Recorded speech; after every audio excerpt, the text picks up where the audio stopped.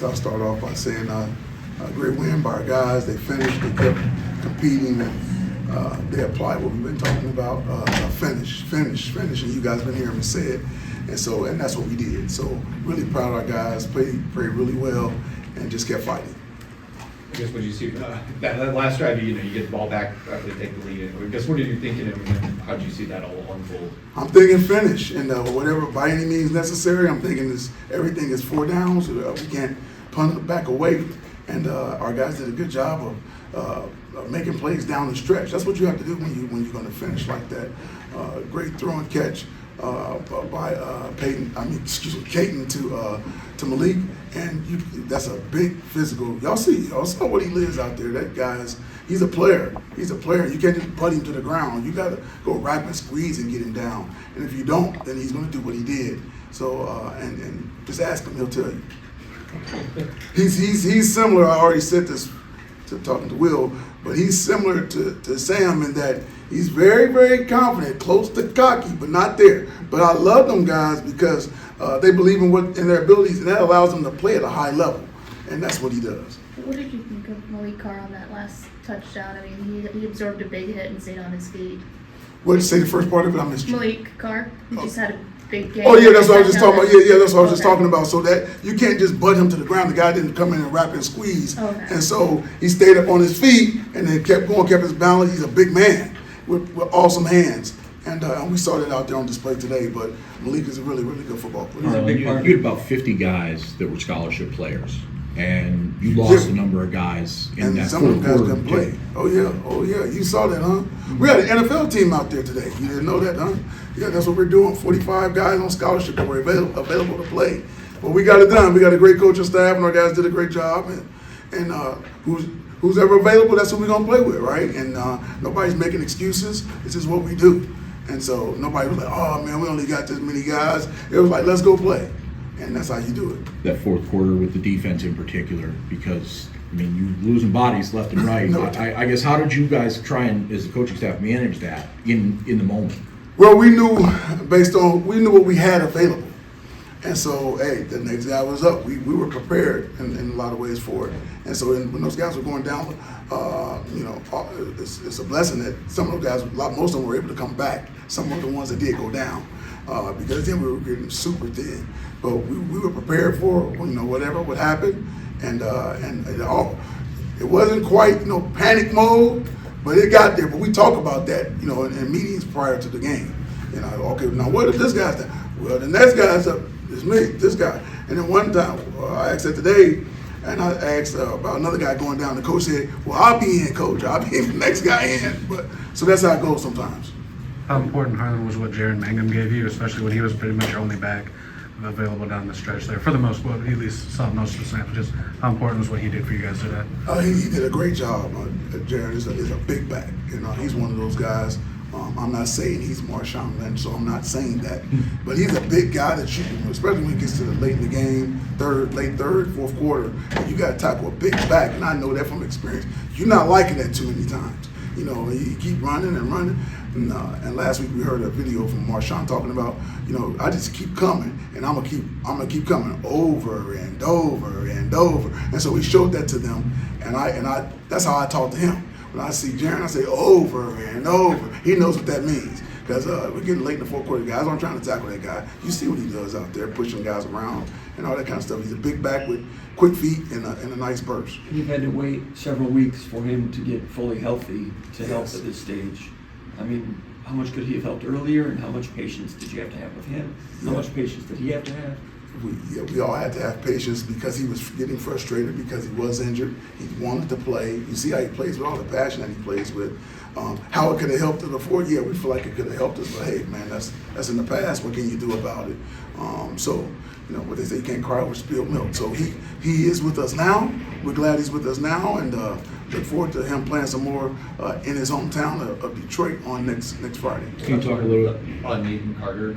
It looked like a scary situation where he just collapsed and the trainers ran out. I was wondering if you had an update on him and either St. Mac or Brandon Wright. Okay, so Nate, he's doing well. I mean, he's doing better, and we still getting him evaluated, but we didn't want to put him back in the game because of that. St. Mac, From what I know right now, it's a lower leg injury, and we got to see where he is. And who was the last one you guys remember? Brandon, right. Brandon, be right. It was another lower leg injury, and hopefully I'll have some more information on Monday. And Malik Carr, you talked about him already, but he's a guy that missed some games at midseason, injury or so forth. Obviously, he was a bigger part of the game plan today. Did you almost have to wait till he was full go to implement him? Yeah, he was banged up a little bit, and we wanted to just make sure he was right. You know what I mean? And he's right now, as you saw, and we're happy that he's back with us. Katin on that last drive, in particular the pass. I mean, the ability to evade pressure and kind of move the pocket there. I mean, what did you see in that moment? What did you see from him throughout the day on some of those things? I saw him maturing with all the experience that he's gotten in this season now. Like you said, now he's using his legs, taking off, running, which I thought was an element he needed to add to his game more, and he did that. And then he even scrambled and found guys, like on that pass to Malik and some others. He was scrambled and found guys, and so that's just getting a chance to play. He hadn't played really since high school for real, and so now he's getting comfortable, and you're seeing the real Katin Hauser. Foster's touchdown, that one-handed. That was awesome. That was 2 highlight touchdowns. That's 2 highlight touchdowns. I mean, that was awesome. One hand, make the guys miss. Those are awesome touchdown catches and runs. The yard after catch for both of those guys was outstanding. Does that show some of the motivation that your guys still have this late in the season, both of those plays? Does that kind of signify what you've been talking about in practices you've been seeing? Absolutely. I told you, these guys, they haven't given up. They haven't given up. They just keep fighting, keep believing, and taking advantage of the guaranteed opportunities that were presented to them this year. There was 12 guaranteed opportunities that we had, and they're taking advantage of those 12 guaranteed opportunities. We've asked you a lot, Harlon, about going into losing locker rooms and what you said, and going into there today, what did you say this time? What did you see from those guys to go on the road to win a rivalry trophy and after everything they've been through? Yeah, the first thing I said is, great way to finish, because they hear me talk about it all the time. So way to finish. That's the very first thing that I said to them, and I thought that was awesome. I just told them we got one more game to go, and we got to finish that game to finish the season, right? And so that's what we have to be able to do. And then we just talked about the old brass platoon and the current record now with the old brass platoon, because they all knew it because we talked about it throughout the course of the week. Did you get this platoon back? You got it in your hands now? Yes, we did get it back. So A.D. Howler, I mean, that's weird to say that because I just call Al, that we were teammates. It's Al, man. Al wanted to give it to me on the field. And I was like, let's wait, da da da. And so I wanted to go say, hello to Coach Allen, da da da, and good game, all that kind of stuff, and see our players.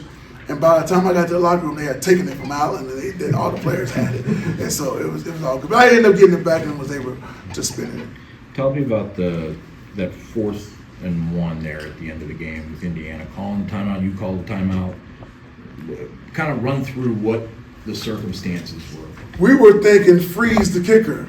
And then they came back and brought the team back, brought the offense back out. But I was thinking, like we did earlier, we would freeze the guy. You know what I mean? And they had missed one earlier and all that kind of stuff. So it was more trying the strategy to freeze him. What about them? I mean, they came out, but I'm saying afterward, they come out with personnel. All right, exactly. Now we're like, hey, let's go get the defense, nickel, get the defense back on the field, and we were able to line up and play out the down. In hindsight, I guess how important was Simeon's field goal late in the first half? Hey, yeah. You asked that question. You answered that question. That was very important. That was very important. And he did that, earlier in the year, as we know. But we're glad that he's on our team and doing a great job for us. Big picture, how have you just seen this? I mean, we've talked a lot about the resiliency of this team and stuff, but for them to play a complete game like they did today, just how have you seen this group come together in recent weeks? Well, the first thing that I talked about when I got put in this position was the first thing I said we got to stay unified. And so to say how I see them coming together, they've already stayed together. Now we're just starting to get the results that we've been looking for. We've been sowing, and now we're starting to reap some of the results of what we've been sowing, some of the deals. So that's what it's really about. Because you weren't seeing those results in wins and losses. They looked like, are they together? But we were always together. We were always working hard. and now you are starting to see the results of that. Offensively, we saw you guys getting the play from the sideline and doing more huddling like we saw against Michigan. Just wondering what was behind that. Well, Indiana is known for they're known for doing it, getting signs in game the correct way. So in the game, if you over there sitting, I'm looking to the sideline, I can decipher what you're doing. That's fair. Other stuff isn't fair. So that's whenever we play Indiana, we know that's what we have to do. If you go back to last year, we were doing. If you look at last year's game, you would see the same thing because they're elite at doing that. Some people become elite by other measures. I'm wondering, the way that some of those games went, the Iowa game, the Rutgers game, you have one more left, you have a banged up team. How much does this team really need this to win, to get the W? We need it. We need it. Any dub that you can get, you need those dubs. And, you can imagine what the locker room looks like now as opposed to if we hadn't got the W. And so it's good. It's good. Still 24-hour rule. We come back, a quick week. We play on Friday now. And so, but we'll be ready. Our guys will be ready. Our coaches will be ready. They've been doing a great job all year long.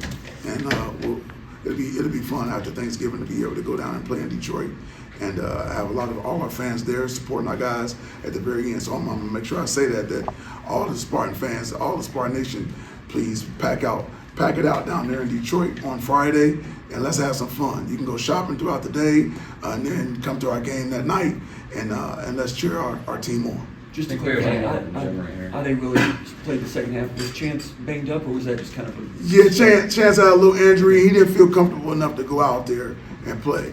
And I gotta say, I said something about going shopping on Friday. I meant to say not my wife, but everybody else can go shopping on Friday and then come to the game. Thanks, Coach. Opportunity to do something like that in college and pull out the game-winning touchdown. Yeah, that was my first opportunity to kind of get last drive. So we've repped it in practice. We've had moments where we had to up the energy, and it was a big moment in the game.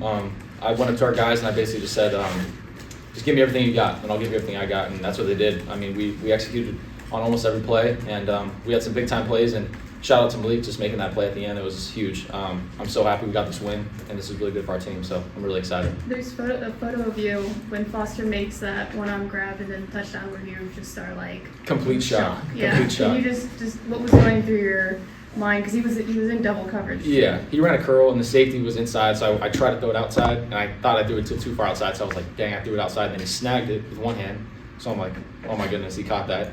And then he made the guy miss and then scored, so I was just like in complete shock. I mean, he's a really good player, so he does that all the time in practice. People just don't really see it, so I'm glad he was able to showcase his talents today, for sure. And then Malik's, obviously, how much of a good, you were talk about moving the pocket a little bit, and then your vision of what you saw there.